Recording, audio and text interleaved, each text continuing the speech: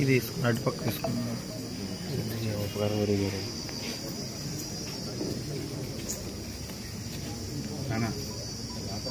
అయ్యారు. Last time కూడా చెప్పాను ఆయనకి యూరిన్లో కీటోన్ బాడీస్ పాజిటివ్ వచ్చాయని. హాస్పిటల్ జడ్జి గారు మనకి ట్రీట్మెంట్ రాసినా కూడా గవర్నమెంట్ హాస్పిటల్లో జస్ట్ ఆయనకి సిమ్టమాటిక్ ట్రీట్మెంట్ చేస్తున్నారు. ఊపిరాడటానికి తీసుకెళ్తున్నారు, నెబులైజర్ పెట్టినారు, తీసుకొస్తున్నారు.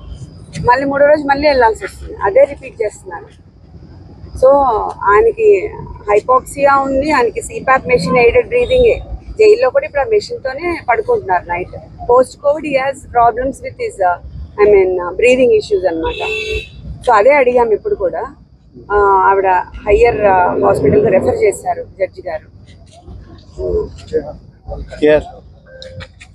ఇంకా ఎయిమ్స్ ఏదైనా పర్వాలేదు, స్లీప్ స్టడీ ఎక్కడ ఉంటుందో అక్కడికి తీసుకెళ్ళని డైరెక్ట్ చేశారు ఆవిడ.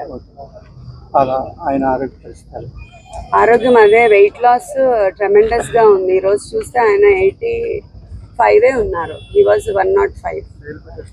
చాలా వెయిట్ లాస్ అయ్యారు. బెయిల్ పిటిషన్ మండేకి ఉందండి. కస్టడీ 2 రోజుల్లో కూడా 2 రోజులు కూడా వామిటింగ్స్ నడుస్తాయి. 2 రోజులు కానీ బాగుండలేదు, వామిటింగ్స్ అవి. రాత్రి కూడా హాస్పిటల్లోనే పెట్టారు. ఇవాళ ఉదయం కూడా గవర్నమెంట్ హాస్పిటల్కి తీసుకెళ్లారు. కొత్త గవర్నమెంట్ హాస్పిటల్లో డాక్టర్స్ మాత్రం they are not responding properly. ఎప్పుడై 5 రోజుల క్రితం అడ్మిషన్ ఇస్తానన్న వాళ్ళు ఇప్పుడు అడ్మిషన్ ఇవ్వడానికి కూడా నిరాకరించారు. So that we challenge in court. ఎయిమ్స్కి రిఫర్ చేయమని అడిగాము, అది జైలు అథారిటీస్ డెసిషన్ తీసుకొని చెప్తారు. బుద్ధి జ్ఞానం లేకపోతే మాట్లాడమనండి. మీ ఇంటి మీద నీళ్ళు వస్తాయని ఆకాశంలో పోతాను, ఇంటికి నీళ్లు రాకుండా చూసుకోవాలి. ఊరికే మర్యాద చెప్తే మర్యాద కూడా లేదు వీళ్ళకు. మర్యాద తెలుసుకునేది నేర్చుకోవాలి. ఇంకొకసారి మాట్లాడితే ఆ నాలుకలు తాళాలు వేయాల్సి వస్తుంది. వాట్ నాన్ సెన్స్, ఏంటి తమాషగా ఉంది. ఇన్నింటి వాస్తవాలు లెక్క పెట్టుకుంటూ రాజకీయం కోసం అసహ్యమైన రాజకీయాలు చేస్తారా మీరు? కక్కుర్తి రాజకీయాలు పడతారా మీరు? మాట్లాడేవాళ్ళు లేరని మీ ఇష్ట ప్రకారం మాట్లాడతారా? విషయం కక్కుతారా? ఎందుకంటే విషయం కక్కడం, బుద్ధి జ్ఞానం ఉండాలి మాట్లాడాలంటే.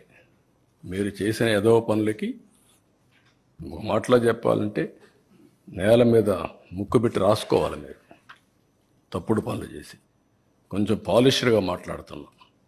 పాలిష్డ్గా మాట్లాడితే వాళ్ళకి ఎక్కదు. ఎక్కన వాళ్ళకి ఏం చేయాలో కూడా చేసి చూపించాల్సిన అవసరం ఉంది. అదే జరుగుతుంది రేపు. మొన్న చూశారు మీరు, అక్కడ పోతే వీళ్ళని ఏం చేశారు. అదే జరగాలి ఈ రాష్ట్రం. అంటే ఏమనుకుంటున్నారు మీరు? అంటే ఏది చెప్పినా నమ్మేస్తారని అజం ఆ పేపర్లు పెట్టుకొని, తప్పుడు పేపర్లు పెట్టుకొని తప్పుడు ప్రచారాలు చేసుకుంటూ బతికిపోవాలనుకుంటున్నారు. ఆ ఆటలు సాగవు, అది గుర్తుపెట్టుకోమని హెచ్చరిస్తాను. అందుకే ప్రజలు కూడా 11 సీట్లు ఇచ్చి ఏ విధంగా తీర్పు ఇవ్వాలని ఇచ్చారు. That it self is an indication. ఊరంతా ఒక దారి, వీళ్ళది ఇంకొక దారి. మనిషి కాదు కాబట్టి, ఈ పార్టీ మనుషులు కాదు కాబట్టి ఇష్ట ప్రకారం మాట్లాడుతున్నారు. మానవత్వం లేకుండా మాట్లాడుతున్నారు. పుండు మీద కారం.